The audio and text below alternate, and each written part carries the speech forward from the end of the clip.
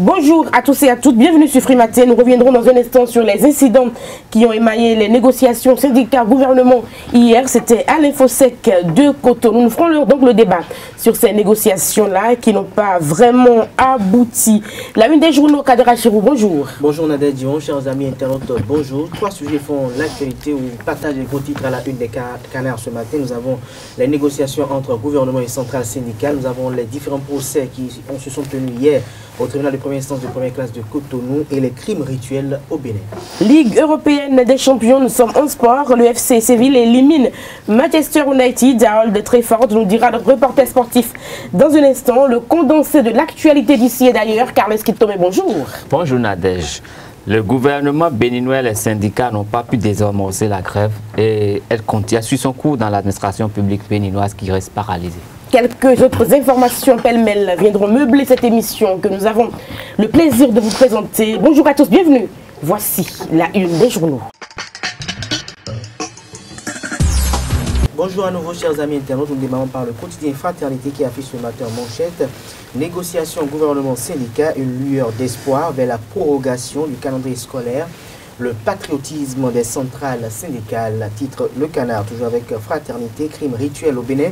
Alerte, on tue dans les couvents, trop d'enlèvements de mineurs, des Rounons, vendeurs de la mort, défient la police républicaine. L'événement précis, le secrétaire général de la CSA Bénin, 110e invité, sous l'arbre à palabre, l'argumentaire syndical doit aller au-delà du cri. Nous passons au quotidien L'économiste. Protection sociale, l'assurance bientôt élargie aux motos. Nouvelle mutation, animation de la vie politique nationale. Le réquisitoire des FCBE contre la gestion de Patrice Talon, la mauvaise gestion de la tension sociale. Lynchage médiatique contre Thomas Boniaï, la répression de la dernière marche du front pour le sursaut patriotique. Le Béninois libéré, Joachim Darisiro, à propos des législatives de 2019, un renfort de la Javon pour faire mal à Patrice Talon, toujours avec le Béninois libéré. Recrudescence des sacrifices humains au fait de devenir riche. Les dignitaires des cultes endogènes doivent faire quelque chose. Matin libre. Rencontre décisive gouvernement-syndicat d'hier, légère avancée, mais 3 points de suspension, titre Le Canard, désormais une affaire de base. Les secrétaires généraux de la Bourse du Travail sous pression, le peuple retient son souffle. Nord-Sud quotidien, vente illicite de médicaments, 4 ans d'emprisonnement et 20 millions d'amendes par grossiste.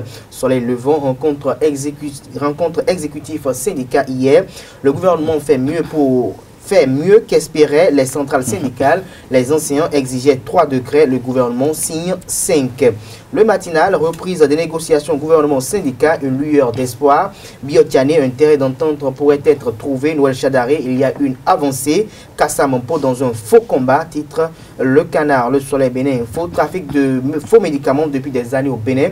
Enfin, la punition, les grossistes répartiteurs condamnés à de grosses peines. La Nation, reprise hier des négociations gouvernement-syndicat, l'amorce du dégel de la fronde sociale, le CES et les confessions religieuses à la rescousse.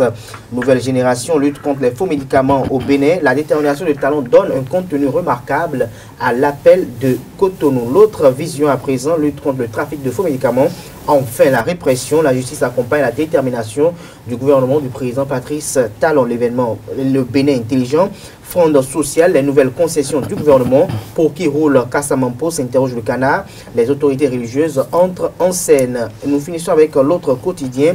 Négociation gouvernement-syndicat vers un dégel de la fronde sociale. Et toujours avec l'autre quotidien. Plan stratégique 2017-2021. Les acteurs principaux de la DSI décident s'approprient le contenu. Merci à vous, Kadera Chirou, pour la présentation de la une des journaux. Nous passons au bulletin matinal d'information. Chers amis internautes, bonjour, bienvenue au bulletin d'information de ce 14 mars 2018. Les négociations entre les centrales syndicales et le gouvernement béninois de ce 13 mars n'ont pas tenu leurs promesses. La question préalable de la rétrocession des salaires défalqués n'ayant pas fait l'objet de débats, les secrétaires généraux, sous la menace de leur mandant, ont promis consulter leur base compte tenu des avancées pour déterminer la conduite à tenir. Aucune date n'est prévue pour la suite de ces négociations et la grève continue. Toujours dans le cadre des négociations, le gouvernement et les syndicats, les représentants de la centrale des syndicats des travailleurs du Bénin, CSTB, ont quitté la salle au début des travaux. Ils se sont retirés pour protester contre le fait que la question relative à la rétrocession des salaires défalqués ne soit pas réglée et totalement avant le début de toute négociation, comme l'ont scandé un groupe de manifestants avant l'ouverture des travaux. Notons qu'un incident a perturbé le début des travaux à l'Infosec au début de ces négociations entre le gouvernement et les centrales syndicales. Un groupe d'enseignants est venu exiger la rétrocession des salaires défalqués avant toute négociation. Ils ont mis en garde les secrétaires généraux et scandé des slogans hostiles à l'exécutif avant d'être évacués par la police. Retour sur cet incident dans cette édition. Nous sommes là pour dire non. Non au nom des autres qui sont en Assemblée générale dans les départements. Actuellement, à Zouave, les conventions en Assemblée générale, c'est en direct, on va les faire le compte rendu au fur et à mesure et nous empêcherons la négociation dès que le gouvernement ne prendra pas l'engagement ferme de nous rétrocéder. À partir du 20 prochain, les sous-défalqués, il n'y aura pas de négociation. Voilà l'objectif. Du 20 prochain, le 20 mars. Ici, là, ce n'est pas un cadre approprié à ce que vous êtes en train de faire. Dans l'ordre et la discipline, nous allons nous retrouver sur la voie publique là-bas. C'est ce que je vous demande en tant que citoyens, éducateurs, vous êtes des responsables. Donnons à chaque instant de notre vie, donnons le bon exemple. Nous allons nous retrouver, moi je suis prêt à vous écouter, tout ce que vous voulez là, nous allons le faire sur la voie publique. Moi c'est ce que je vous demande. Et vous allez donner les ordres pour que tout le monde me suive. 3 gendarmes nigériens ont été tués lundi 11 mars dans une attaque dans la région de Tilaberi, à l'ouest du pays. Selon la source qui a annoncé l'information, le poste de gendarmerie nationale de Goudé a été attaqué par des éléments terroristes. Nous déplorons 3 morts et 1 blessé dans nos rangs, a indiqué le ministère de la Défense nigérienne dans un communiqué. Il a invité les forces de sécurité à plus de vigilance et de persévérance dans la lutte contre les bandes criminelles. Le village de Koudé est situé à 40 km à l'ouest de Niamey. En Sierra Leone, la Commission nationale électorale a proclamé le mardi soir les résultats de la présidentielle. Un second tour est prévu. Selon la commission, le chef de l'opposition sierra-léonaise, Julius Manda Bio, leader du parti du peuple sierra-léonais, est arrivé en tête avec 43,3% des voix à l'issue du premier tour. Il est suivi de près par Samoura Kamara, le candidat du parti au pouvoir APC, qui obtient 42,7% des suffrages exprimés. Ce sera tout pour ce bulletin d'information. Merci de rester fidèle à Rezawe TV. Frimatin se poursuit, à suivre le débat. Le débat sur Frimatin, nous parlons donc des négociations syndicales. Gouvernement, nous avons annoncé hier que ces négociations s'ouvraient à nouveau. Alors qu'Alex Ketomé, vous étiez sur le terrain. Comment ça s'est passé? Hier, nous avons vécu un film. Pour résumer un peu la situation, parce que je crois que la presse était venue pour suivre ce qui allait se passer et tout le monde avait l'espoir que hier des décisions auraient été prises pour que la grève soit désamorcée tout de suite. Mais en lieu et place, et avant même que la délégation gouvernementale ne soit au complet, c'est un groupe d'enseignants qui est venu menacer pratiquement et le gouvernement et les secrétaires généraux du fait. Et ils avaient une seule réclamation. La seule revendication, c'est qu'il fallait que les salaires rétrocédés soient restitués. Et à l'instant même, ils ont même demandé qu'ils devaient recevoir le message de la banque sur leur téléphone avant de dégager des lieux. Et ça a perturbé le début des travaux pendant 90 minutes à 120 minutes. Et il a fallu l'intervention de la police pour que ces manifestants libèrent les lieux. Mais ils ont eu quand même le mérite d'avoir fait passer leur message avant de partir et dans des conditions qu'on pourrait déplorer. Et à la fin des travaux, le ministre d'État a fait un point des négociations qui ont duré 4 heures. Il a précisé à l'entame de son adresse à la presse. Et pendant 4 heures, ils ont quand même pu régler certains problèmes qu'ils avaient à régler depuis un moment. Il paraîtrait que les syndicalistes attendaient à ce qu'il y ait au moins 3 points cruciaux qui soient réglés, mais finalement il y en a eu 5. Mais cette avancée n'a pas empêché le fait que les centrales ne puissent rien dire à la sortie, parce que les centrales étaient venues quand même avec une revendication nouvelle, c'est la rétrocession des salaires qui ont été défalqués. Et ce point n'étant pas inscrit à l'ordre du jour, il n'a pas été débattu. Il paraît que le ministre d'État, Abdoulaye Biotchane, a promis être l'avocat de cette cause auprès de l'exécutif pour avoir une solution. Mais sans que cette question ne soit réglée, c'est vrai que les centrales sont parties consulter à nouveau leur base, et c'est ce qu'ils ont dit avant de savoir la conduite à tenir. Mais il faut noter que la CSTB est sortie de la salle parce que ce point n'a pas été vidé. Selon la CSTB, il n'y avait rien à dire tant que ce point n'a pas été vidé. Et quand on voit le poids, en fait, le nombre de membres, l'effectif des membres de la CSTB, je crois que tout est à refaire. Tout est à refaire. Alors, Kader Hachimou, vous avez annoncé avant les négociations qu'il fallait leur restituer les fonds dévalqués. Ils l'ont fait savoir par divers canaux. Qu'ils voulaient quand même que les défalcations, les fonds qui ont été défalqués sur leur salaire soient retrocédés. Mais en ce qui concerne quand même les procédures à travers lesquelles les travailleurs estiment quand même faire montre de leur amertume contre le pouvoir en place, il y a raison de s'interroger parfois sur l'objectivité de la cause et l'autonomie des actes posés. Parce qu'on a comme l'impression parfois qu'ils sont quand même motivés par autre chose. On n'a pas besoin de faire autant de vacarme avant de peut-être exprimer son désarroi ou peut-être de faire mal à un régime dont on ne partage peut-être pas la vision. Il s'agissait juste de pouvoir travailler un peu dans l'ombre, avoir un peu avec les centrales et convenances syndicales. On peut s'asseoir pendant des heures de négociation, ne pas trouver un consensus. Ça, c'est également aussi une autre forme de grève. Je pense qu'au niveau des protestations, on doit revoir aussi les manières qui doivent être optées pour ne pas qu'il y ait parfois un appel à l'insurrection, ou bien peut-être des scènes peut-être déplorables comme des feuilletons ou des théâtres qu'on a eu à observer hier peut-être à l'Infosec de Cotonou. Mais dans le fond, et quand on voit un peu ce qui a été dit de part et d'autre, on a comme l'impression que la seule centrale d'ailleurs, depuis toujours, celle qui ne marche jamais, qui ne roule jamais et qui n'est jamais en ordre de sainteté avec le gouvernement, c'est la CSTB. Et parfois, ça me pose un problème de savoir si le fait que les dirigeants de la CSTB soient issus du PCB pose réellement un problème pour l'accessibilité aux négociations de cette centrale syndicale. Parce qu'on a comme l'impression que la CSTB n'est jamais en phase avec ce qui est dit.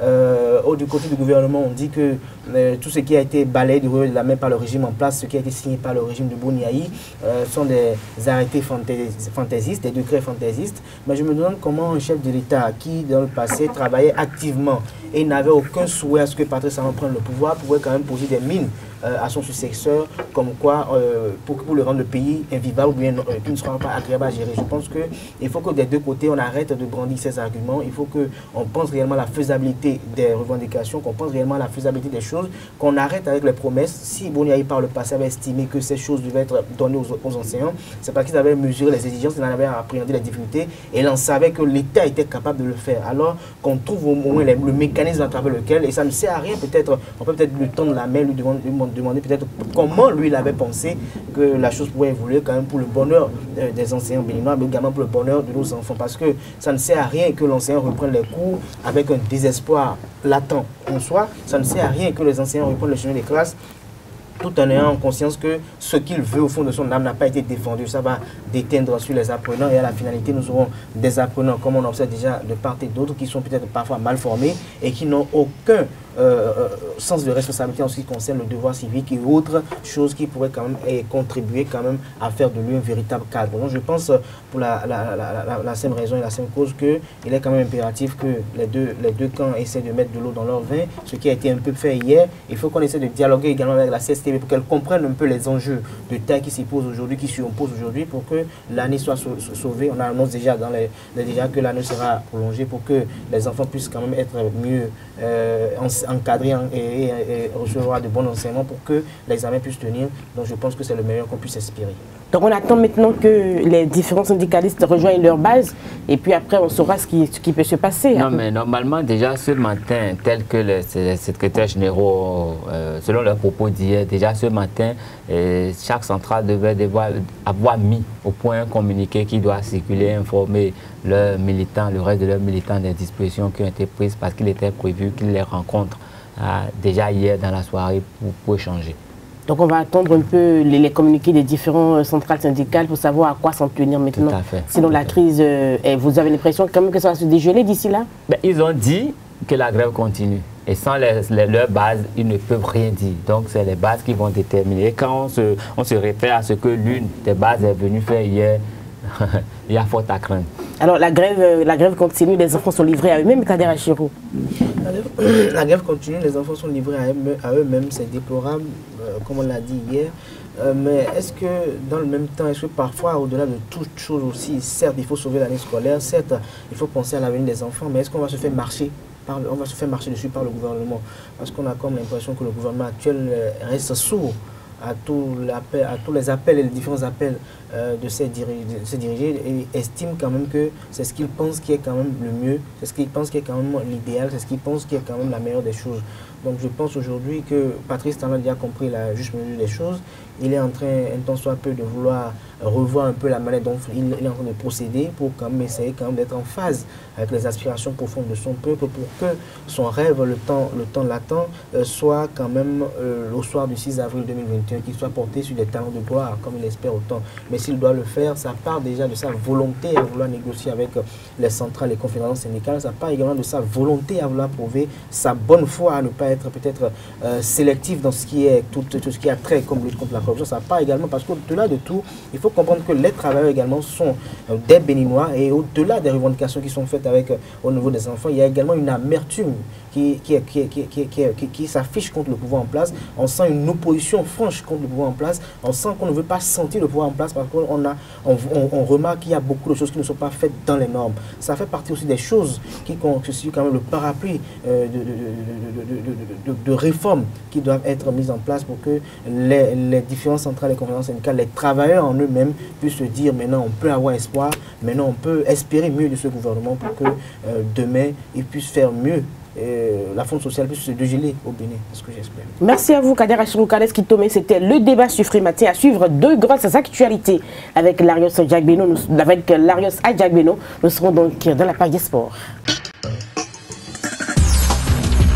Les sports sur Frimatin, nous parlons de la Ligue européenne des champions avec le FC Séville qui élimine Manchester United à Old Trafford. C'est bien ça?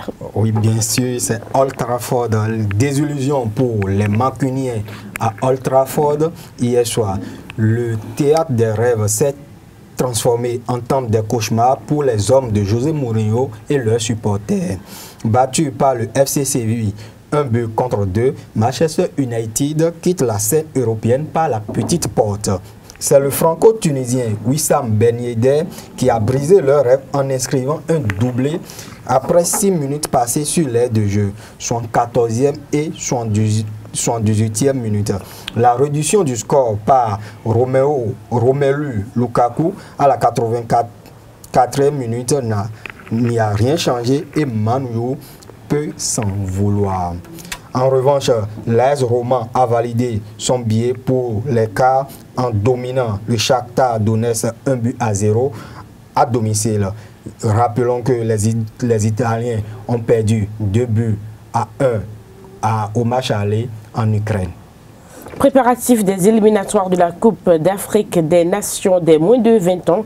Niger 2019, les écureuils juniors du Bénin vont livrer 6 matchs amicaux avant l'expédition libérienne à la fin de ce mois. Tout va vite et tout ça serait pour la préparation de l'équipe nationale junior pour ces joutes continentales.